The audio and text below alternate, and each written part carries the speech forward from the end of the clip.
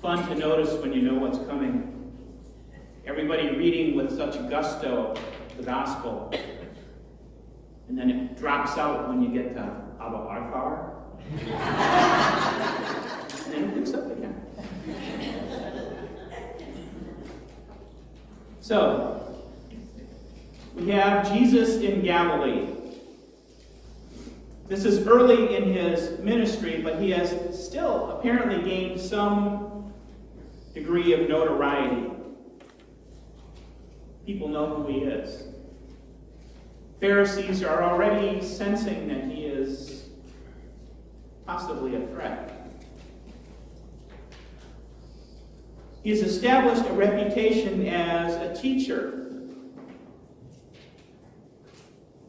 a worker of wonders and signs. His men call him rabbi, meaning teacher.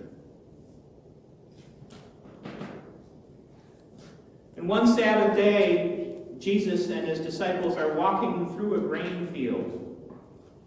And some of the men begin to pluck the heads of grain from the stalks.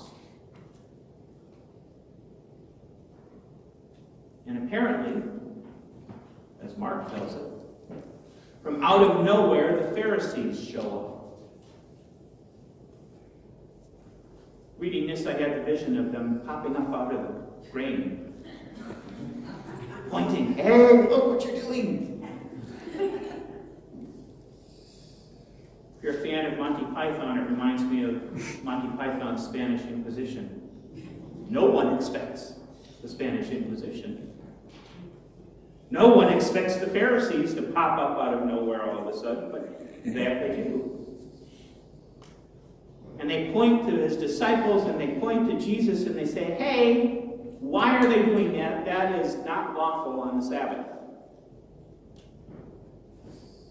And according to Mark, Jesus shoots back at them by saying, "Have you never read what David did when he was in need and hungry, he and those who were with him?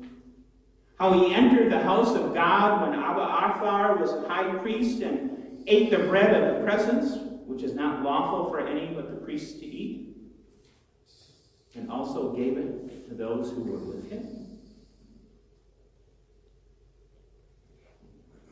Now, for a moment,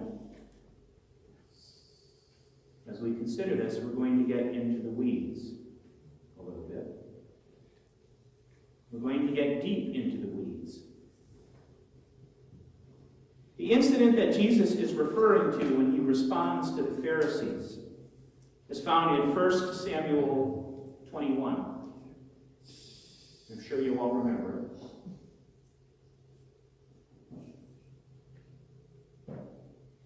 But the problem is when you go back and you read the passage in 1 Samuel, you'll find out a couple of things.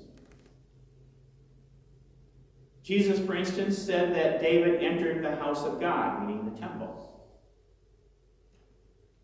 But what David did was he entered a sanctuary in a town called Nob. It's just a funny name. Jesus said that Abba Athar was the priest who dealt with David. He was the high priest, but 1 Samuel tells us that the priest's name was Ahimelech. Jesus went on to say that David took the bread of the presence. The bread of the presence is loaves of bread that were specially made and sanctified, and they sat on a special table in the temple. And they would they would be put there, and then they'd be taken at the end of each day. But what David actually took was consecrated bread from the sanctuary. If you think of consecrated bread, it's sort of like the bread that we use for communion. And Jesus went on to say that that bread couldn't be eaten lawfully by anyone but the priest, and actually, yeah, it can be. As long as a person is pure, which meant pretty much they had, the men doing it had to stay away from women for a couple of days. They could eat the bread. And finally, of course, Jesus says David gave the bread to his men, but when this incident happened, David was alone. If you think back over everything that Jesus said, and you know what actually happened, that leads you to one conclusion. You could have the video, please.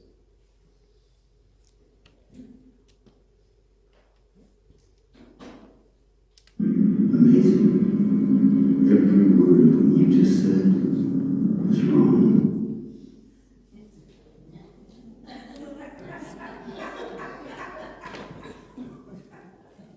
So, Jesus attempts to refute the Pharisees, and everything he says in his argument is wrong. Where does that leave us?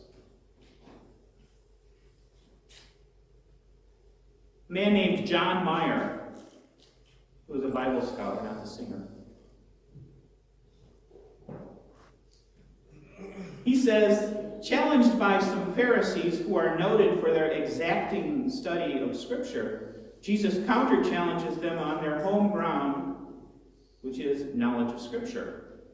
He consciously challenges the experts in Scriptures to recall and then properly understand a given text, but the problem is Jesus proceeds to mangle and distort the text of the story, which sums it up pretty well. If you're studying this verse or this passage, you wonder, there are limited options here of what was going on. First, Jesus may have been playing some kind of weird Jedi mind trick on the Pharisees. Say, remember what happened?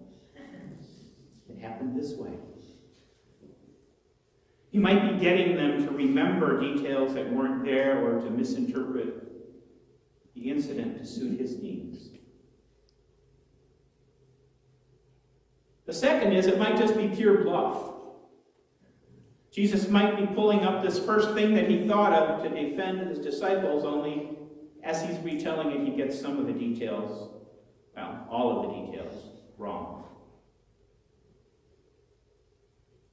But neither of these explanations seem likely because there is no hint of pushback from the Pharisees. Remember, these guys were looking for a reason to humiliate Jesus at this point. So if he'd given them that kind of opportunity,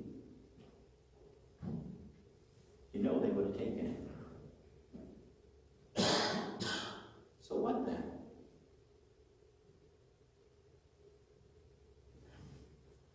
Maybe it didn't happen. That particular explanation.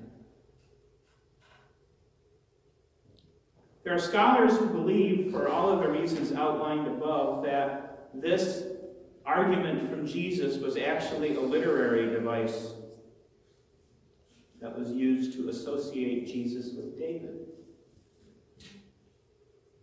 And possibly to foreshadow a later time when Jesus took 5 loaves of bread and fed a multitude. And then there's a minority of scholars who think that the scriptural citation was thrown in by the writer or a later editor to bolster Jesus' claims about the Sabbath. The core of what Jesus said, and we'll get to that in just a second, but the core was a simple declarative sentence.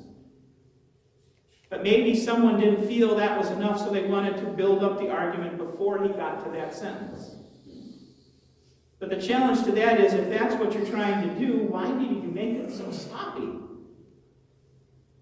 If you want to make your guy look good, if you want to make him look like he won a debate, you don't have him making obvious errors. And these are things that anybody who was a student of Scripture would have known.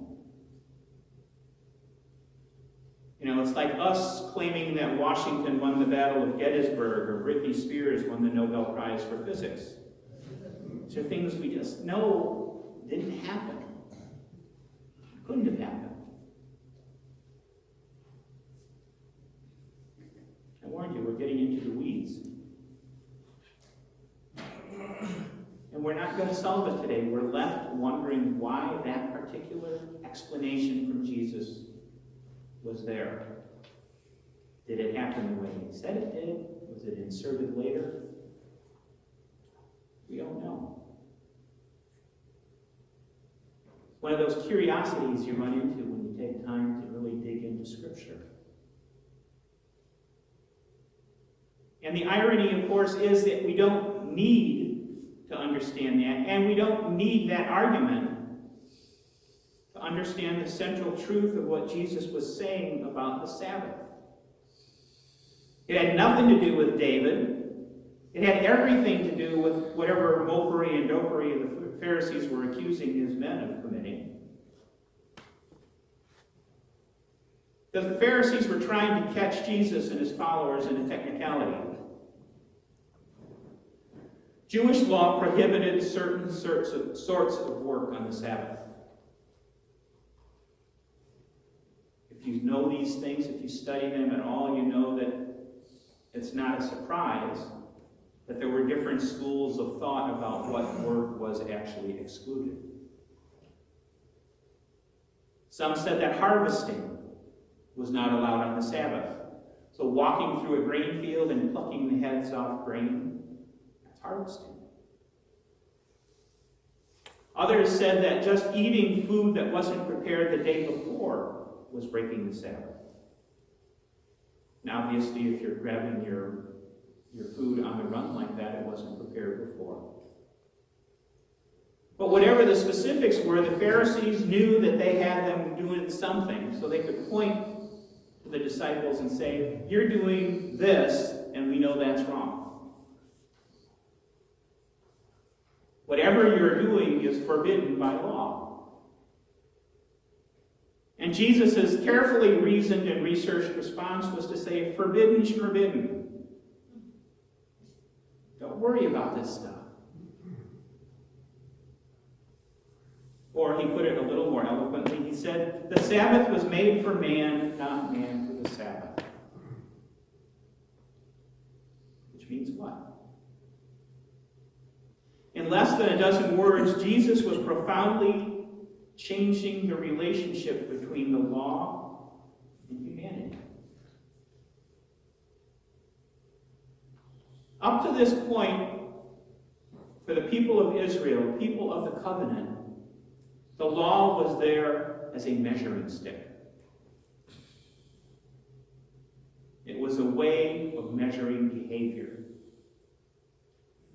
It was a device to show people when they had fallen short. And that's a concept you'll even see repeated, in places in the New Testament. Essentially, the law was viewed as a sort of moral club with which God could beat people over the head and say, "No, you're doing it wrong." And here we have Jesus in response saying, "No, that's not it. That's not it at all."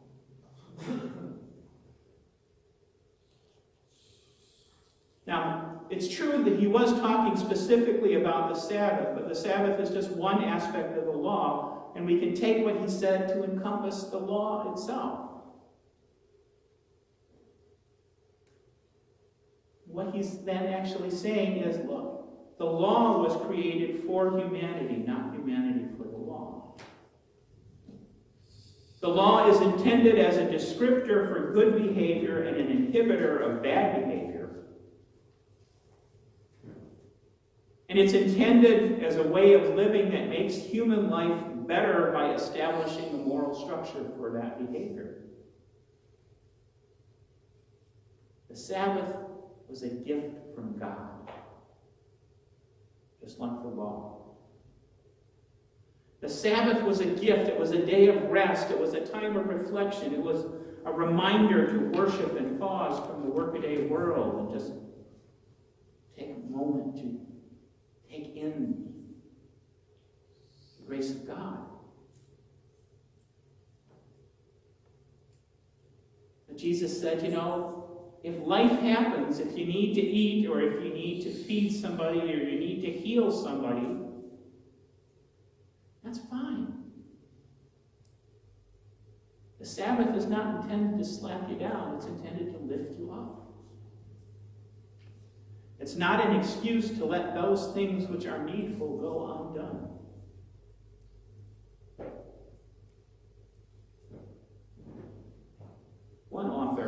David Lowes explained it this way. He said, the law creates a level of order that makes human flourishing more likely. It offers a measure of protection particularly important to those who are the most vulnerable: the poor, the weak, and the marginalized. The law, he said, establishes a modicum of stability that makes it easier for us to prosper. And the Sabbath is just part of that law. All of these things which the law does do show why it's a gift from God and why it should be taught and honored. But it also shows that the law is a means to an end. It's not the end in itself. The purpose of man is not to just obey the law. But the purpose of the law is to help us prosper. The law is not a trap intended to punish us for the least infraction. That's the crux of the argument that Jesus had with the Pharisees. And oddly enough, 2,000 years later, it's still an argument that's going on today.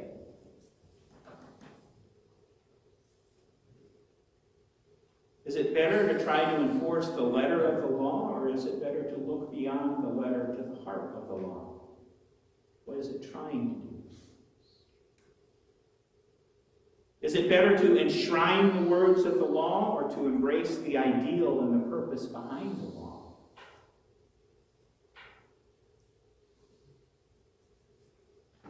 I thought this week that we hear every now and then of some place or other that wants to put up or preserve a monument to the Ten Commandments, and that's fine. The Ten Commandments are important.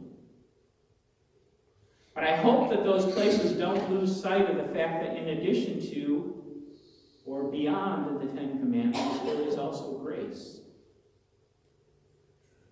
There's mercy. There's healing.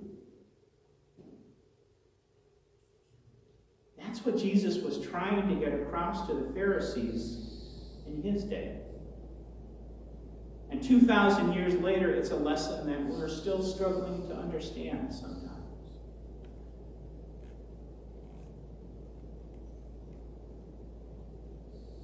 In the reading that we had today, after the incident in the grain field, there was another incident where Jesus was confronted by a man who had a withered hand.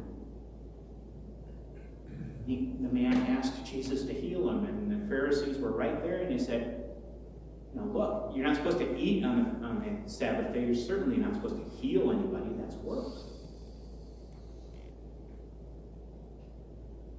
And Jesus said, if somebody needs help,